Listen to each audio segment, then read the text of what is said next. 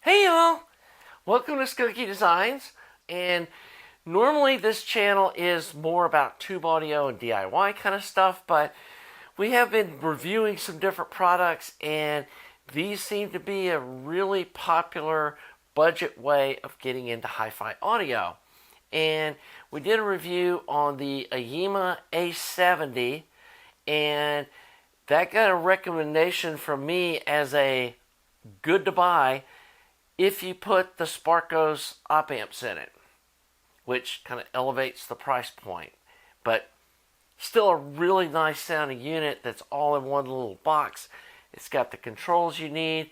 The only thing that to me was missing is if you're going to use it for hi-fi with a subwoofer, there's no high-pass filter for your main speakers, which I think a lot of reviewers have commented on that would be a nice feature.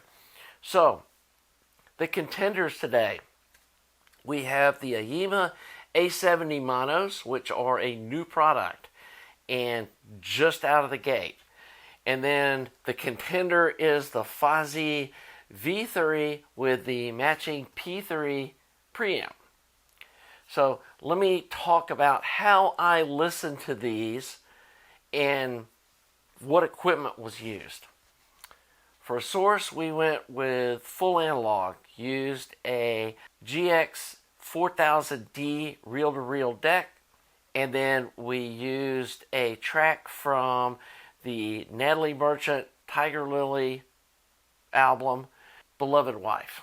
And it's got a really kind of continuous bass track through the song. It's got a really sharp, like crisp percussion.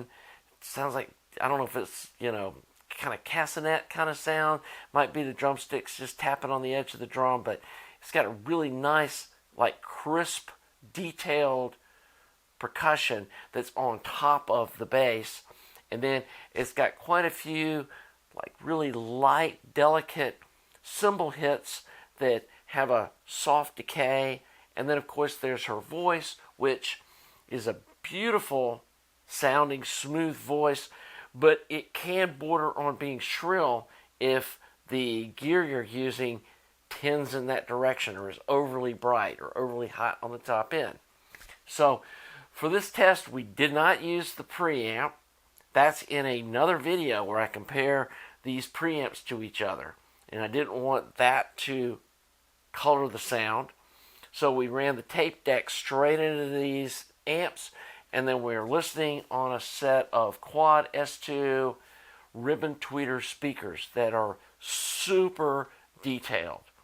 And so I think the equipment that we were using with this gave an even playing field. And so the other thing that I wanted to comment on that I have previously not talked about was the influence that the power brick has on the sound of this. And I know from working with tube amps, the power supply can have a pretty big influence on what an amplifier sounds like. Even just the capacitors in the power supply can change the whole sonic signature of the amplifier. And some of them come with this little 3.5 amp power brick, and I just weighed them, and these guys weigh like 14 ounces, just under a pound. And the Fosi folks, when they sent me these V3s, they included this 10 amp power brick, which weighs like 2 pounds 4 ounces. And I'll let y'all do the metric conversions, but definitely way beefier.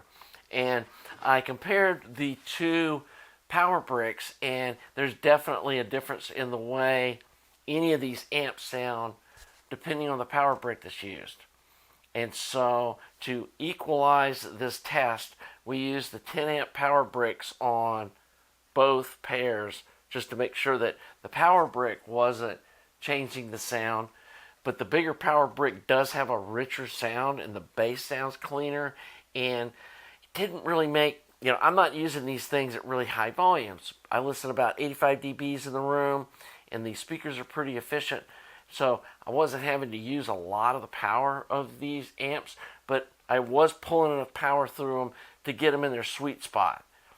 I do get concerned when people try to use amps like this on those 105 dB clips kind of speakers, that you're not really getting into the meat of the power that an amplifier can produce. And at least with tube amps, they never sound good when you do that. So now that we've explained all of that, let's first talk about the aesthetics. And I really like the way these Fozis look. I mean, they look like they just mean business to me. You've got, the monos are just a power switch on the front and an LED. And on the back, you've got a RCA, you've got a balanced in case you do want to run a balanced DAC or something into these, something like an E70, that where you can control the volume, external, and you don't need something like one of these preamps. I do think this preamp added kind of a nice sound to it, and it does give you the Bluetooth option, and it's a little cheaper than something like that E70, but yeah, it's a good way if you've got analog signals to get it into the amplifiers and be able to control the volume. On my reel-to-reel deck, it has a volume control on the output, and so I was able to control it without having to use a preamp, just to clear that up too. But anyway, I really like the way all three of these units match. They look super clean, and like just these little black volume knobs. The tone controls have a detent, which is really nice. Some of them don't, and so it's easy to tell when you have them neutral. And the volume control feels really good. The volume doesn't have clickies, which I like. It's just a linear, smooth turning volume control. And again, these just look subtle, but just, I don't know. I just really like the way they look, and especially that they all have the same case and they all match. So then the other one is the Aiyima A70 monos, and they clearly have a very different look. They've got, volume knob, a sub-frequency knob on each, and then I was really hoping when I first saw these that they had been listening to us reviewers, and this was an adjustable high-pass filter, where, because it's got a sub-adjustment on the back, and then it's got one in the front. And that was kind of confusing to me, like, why do you have two sub-frequency adjustments? I guess just so this one's a little easier to get to, and do they override each other, or is this one in the back? Is this, this could be a prototype, I don't know, and maybe the production ones don't have this one in the back and they just use the one in the front. Anyway, that seemed kind of confusing, and like I said, it was disappointing because I was hoping that we had the sub-frequency, which to me still is so redundant. I hate to get on this rant, but every subwoofer on the planet that's a powered subwoofer has the crossover point and the sub volume on it, and you don't need to be doing it in the amplifier too. And so, not sure why they even bothered with that, but it is there. It's got the sub frequency on the front and a volume control on each of these, and then you have a volume control on the preamp. So you got 3 volume controls, and then you have the tone controls, which don't have a center off, so it's hard to tell where they are. Now this T1 has a defeat switch for the EQ. But we're here to do these amplifiers. I'm kind of diving into the preamp. Like I said, I did a video about those guys, but considering these are kind of designed as a system, then that's the controls on them. It just looks busy to me. It's got so many knobs when this one's just got the volume knob, which is really all you should need. And then back to this preamp, it does have a sub out, which would control the volume to the sub, in parallel with your main speakers, but it doesn't have the frequency cutoffs and stuff that, to me, you don't need. And so, while this has more knobs and buttons and stuff on it, I don't really feel like it adds any value to the amps to have all these controls on them when you've got those redundant controls on your subwoofer already. So like the clean look of these versus the busy look of this. Some people might really like having all these knobs and think that looks, impressive. These are a little bigger case, so it kind of looks a little bigger than this one does, if that, matters to you. I think they're both going to, be able to deal with the heat generated, and I don't think that's really an issue. So the things that these both share is they both have XLR in, they both have analog RCA single-ended in, and they have speaker jacks out, and then the power supply plug. And then this one's just got some extra stuff for the subwoofer, which in use I don't think is important to have on it. And again, they missed the boat not making that a high-pass filter instead of a sub-controller.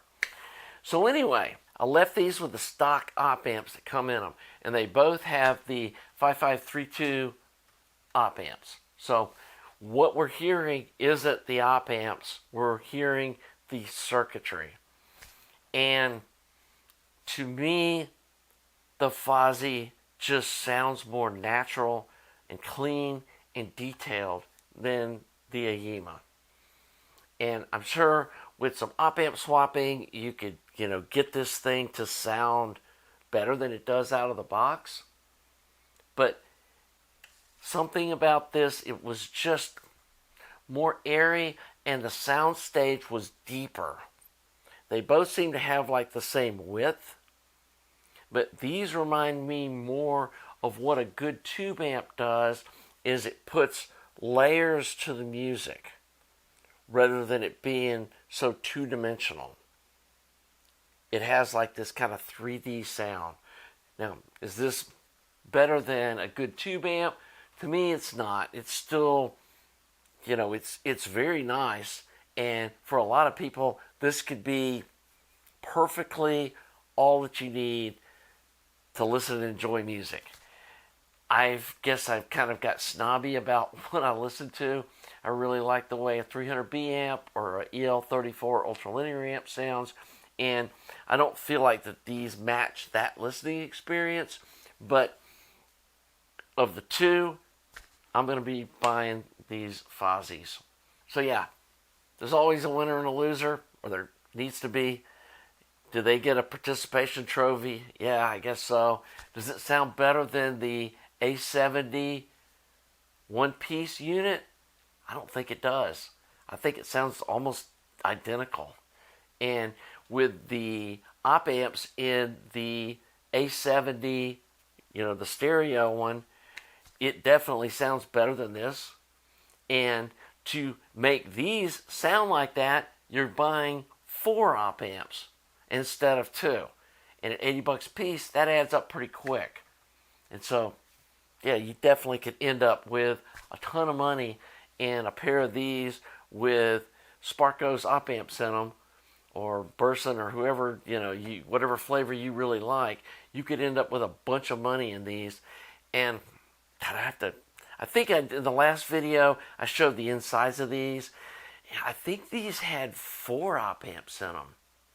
I can't remember. I know some of the op amps are related to the XLRN, so if you're not using the XLR, you don't need to bother with those. But you're going to be buying at least 2 op amps per amp, and at $80 a piece, there's $320 on top of what you're paying for these. So I'd go for the ones that sound better out of the box. And I would definitely get them with the 10 amp brick. I think on Amazon they only sell them with a 5 amp brick, and they're trying to hit a price point. And this channel is more about not high-end audio, but not budget audio. And so if you're going to go this route, especially as a placeholder kind of a thing, as you're looking to buy some nicer gear, maybe some tube gear, that you get these with a 10 amp brick so you can really enjoy what they've got. So anyway, that's kind of it. I don't know what else to say other than, like, these just sound cleaner, the bass sounds cleaner, and they just sound more natural. And especially like her vocals in the mid-range just sounded more like I know that track is supposed to sound like than these did. And again, weren't using these preamps, we weren't EQing it, it was just coming straight off of that reel-to-reel deck of a really good recording of her singing that song. And so I feel like I've made the playing field as even as possible. So anyway, I hope you've enjoyed this little review. If you had, please subscribe to the channel. Please like the video. Probably going to be doing another video soon about comparing the Burson op amps to the Sparkos. I've got 2 of each. We're going to be putting a pair in this amp and a pair in this one, and then listen to a mono recording and see which one sounds better. And so that should be interesting. This is some fun stuff. It is a little venture off from my normal tube stuff, but hey, this is modern technology, and it really seems to be getting better and better as time goes on. So again, if you enjoyed the video, please subscribe, please like the video. Thanks to all you Patreon supporters. Thanks to all you regular viewers. And until the next video, have a nice day.